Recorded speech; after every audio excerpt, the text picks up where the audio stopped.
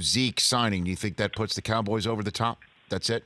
What do you think? I think that puts them over the top and puts them back in the contender seat because now they got a guy that can go in and move the chains, take some pressure off of Dak, but Dak can now be Dak, and he's made it to the postseason. I feel like now they can close it out. Think about how young their team is, and all of this firepower from Jalen Smith, Vander Esch, Sean Lee, you got, Dak, Amari Cooper, just to name a few. You got Frederick back. You got Leo Collins that they just signed. You got you name it. What team in the league has this type of young firepower that can now go and do it?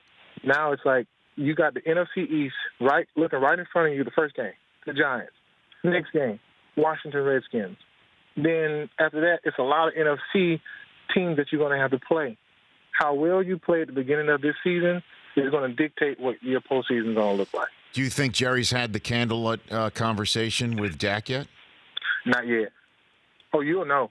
You will know when that candlelight contract dinner is going to be had with Dak because something's going to get signed. When you start saying that Jerry offered this, you know that something's happening, and that candlelight contract dinner is going to happen.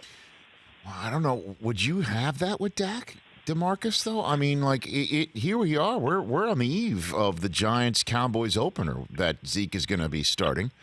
And, do you start talking dollars and cents and stare at your quarterback and ask, are you going to fill up the bucket for the Cowboys when you got to play football? I mean, this is it. I think that, I would be a little quiet about it if I was in Jerry's position because Dak already knows that he wants to play for the Dallas Cowboys. And for me, it's like, okay, well, then you just gave me Zeke.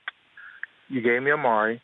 You gave every single thing that I need to now prove to you why I need to get this big contract. And for me as a player, I won't say a word. I'll actually play that year, and I'll let the ante go up. Because you've given me every single thing to prove who I am. Now you just got to go out there and do it without being distracted about money, about where I need to be. Because these contracts that they're giving out right now, think about golf. $100 million, are you kidding me? That's why I would want to, and I started the show this way, DeMarcus, where that if I owned a team, I'd say sign everybody early. Sign them before. I would sign them as early as I could. Yeah. But, again, you don't want the distractions either. I would have tried to sign like a Dak earlier, before golf. So then you won't have to think about that 100. Do you think Dak is worth that money, though, DeMarcus Ware? I think you have no choice but to pay him.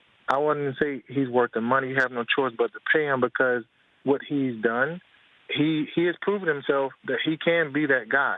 And the thing is, okay, well, if you trade him, now you will get a first-round draft pick. You know that first-round draft picks can be bust. You don't know what you're going to get.